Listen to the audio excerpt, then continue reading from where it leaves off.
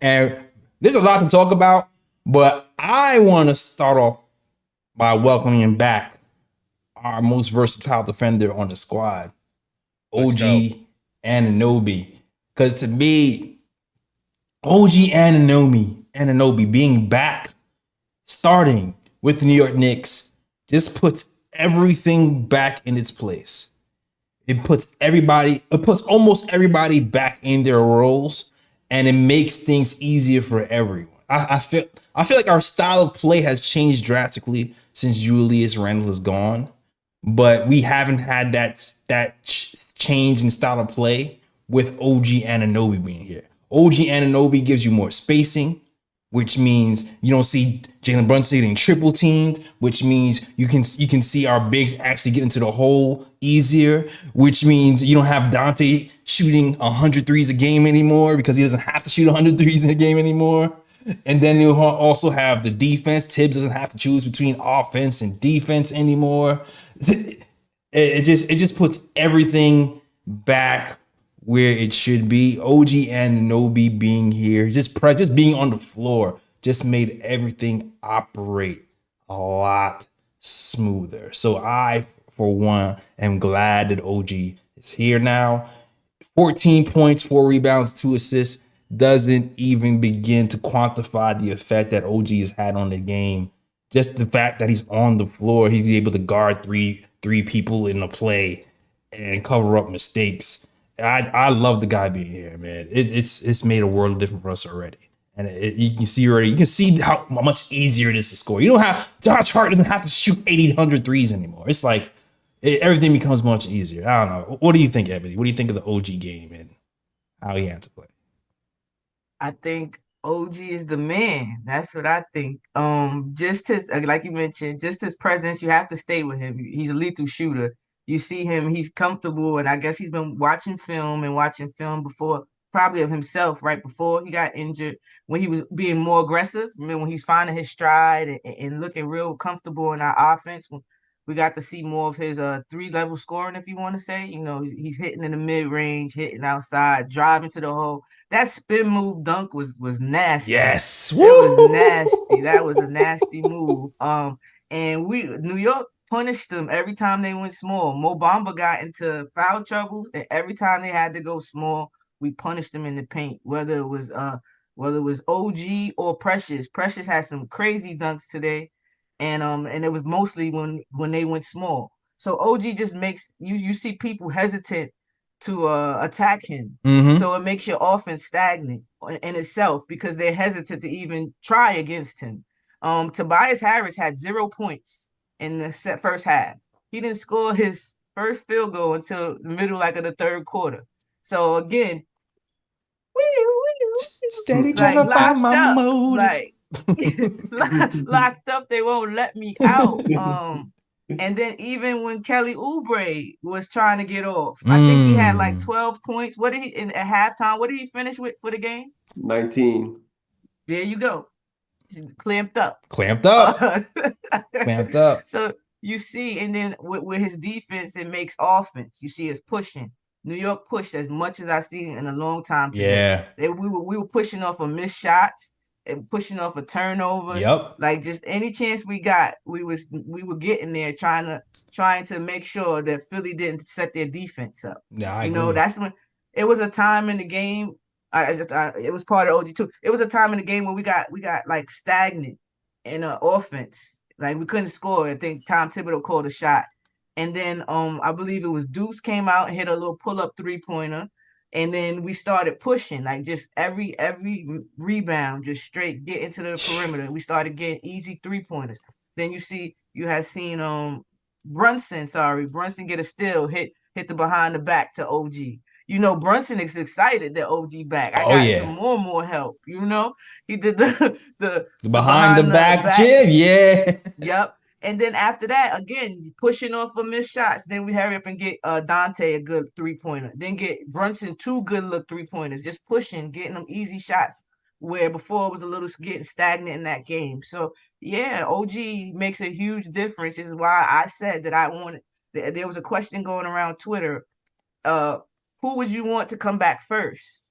And a lot of people went Randall, of course, but Mm-hmm. I went OG because he stops the major flaw we have as a team that we have for many years, and that's that big wing. And Yeah. on top of that, he adds offense. So you get best of both worlds. You get the offense and the lockdown defense. So like it makes everything easier for everybody else, as you see. Yeah. Well said. Well said. OG unlocks everybody. He's like the master key for these Knicks right now. You saw when he first got here how he went on that run. He only lost 2 games once he was healthy. He just unlocks everybody. Dante doesn't have to guard the best offensive player anymore. Like he spreads the floor. He just unlocks everything.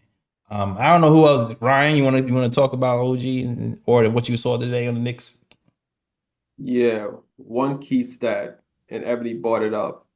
Tobias Harris ain't scored no points in the first half. He scored his first points in the second half. Mm, OG Anunoby was on Tobias Harris for most of the game. You know how many points Tobias Harris ended the game with in total? how many? 2 points. Mm, mm. 2 points. Bruh. Locked him up completely. Planks. But yeah, Locked up. Bootleg J. Cole, man. exactly. But with OG, yeah, he's the guy. He's a guy that not only is he a big plus on defense, he's a big plus on offense as well, because on offense he spreads the floor. It gives guys like Brunson more space to operate in the half court, and also it also opens up the lanes for the Knicks as well. So you see more movement off ball, more ball movement and things of that nature as well. So he just unlocks a lot when it comes to Knicks offense when he's thrown into a lineup, and defensively he's a defensive anchor. He guards 1 to 5. His help defense is crazy. A lot of times with the rotations, the guy that's left open, OG is rotating to that guy and stopping that pass from being made for the opposing team. And yeah, he's definitely been a missing piece. And the thing I like about OG too is like there's no, because sometimes when players are out for an extended period of time, it takes a while for them to Yeah. get back into the groove of things and their fit and things of that nature. Knicks just slid him right in. It's like they didn't miss a beat. It's crazy. He just came in and hit like a pull-up midi off rip, then hits a three-pointer off rip. I'm like, we're no rust? That like nothing? Exactly. Like they just slid this dude back to the start line, but it's like he never left. You are not human, man. I'm not gonna talk. I'm not gonna talk about nobody, but there's people on this team or who aren't on this team anymore that take a long time once they come off an injury to get back in rhythm again. So it's crazy to see OG come in here and just off the rip. It's like, man, okay, you like that, but like, you know what? I feel like OG, like learning his story, he's so meticulous. I think he's so meticulous that he shoots 100. I feel like he shoots 1,000 threes a game, or 1,000 threes a day. That's why he's so efficient from that corner three, and that's why he had that elbow injury in the first place. I feel like it's repetition. I feel like I feel like he's done so many reps, he messed up his elbow. Like I truly believe that he's just that hard of a worker. That it's like kind of automatic. It's funny because I was listening to like Gilbert Arenas podcast, and every now and again he says something that's worth remembering. And then like what stood out to me is the really good people are just workaholics, and sometimes they get injured being workaholics. So I think that's why OG is just that good at shooting threes. But yeah, what you got to say? What's your thoughts on the game, Ali Escobedo?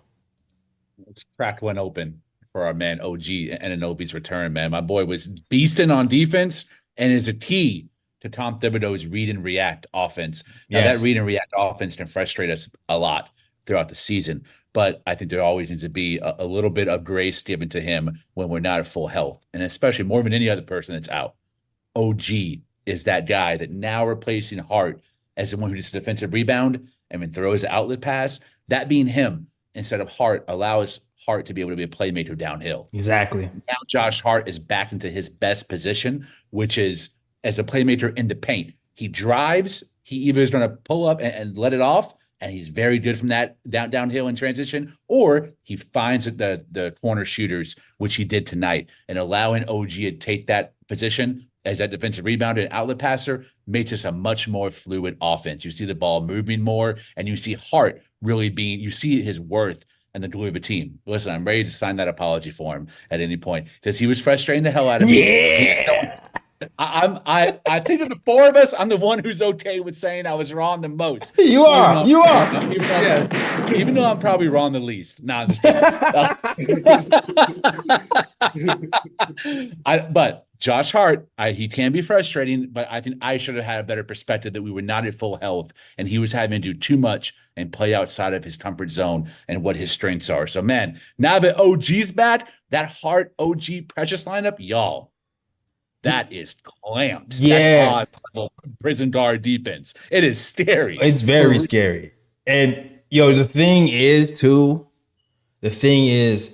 when the offense is a lot different when Precious isn't the one camped out in the corner. Facts. A lot different because you wondering like, man, how come we couldn't score? We only scored like 73 points because we have Precious in the corner waiting for the three instead of diving to the rim like he was today. And it's a lot different when he's diving to the rim every play instead of just relying on that corner three. You got OG waiting for the corner three now. And then if he close off and if you shut him off, he can go to the hole and dunk it on you. That's completely different. One thing that I love about OG is when Jalen Brunson gets doubled, to me, he has the most tools. Him and Dante have the most tools to punish people once you double Brunson. And I feel like, Dante, when you have two of those guys on the floor who can relieve that pressure of a double team instead of one, it makes a world of difference. And that's when you get the bazookas out. You wondering where those gunshots are actually recorded sounds of Ebony shooting the bazooka. Sniper gang. Oh, sniper gang. My bad. Nah, that's not the bazooka. That's not bazooka. My bad. It's the sniper gang. See, look, sniper gang in the tower. They ready. You see them ready in the tower? Little sniper. I see him. But yeah, I'm gonna tell everybody, Josh. I know Ebony's ready. Josh Hart, man. Josh Hart. Yes. Everybody got on jail for Josh Hart, man. And Lee said something very poignant. Whenever somebody is not in a proper role, they look bad. Mm-hmm.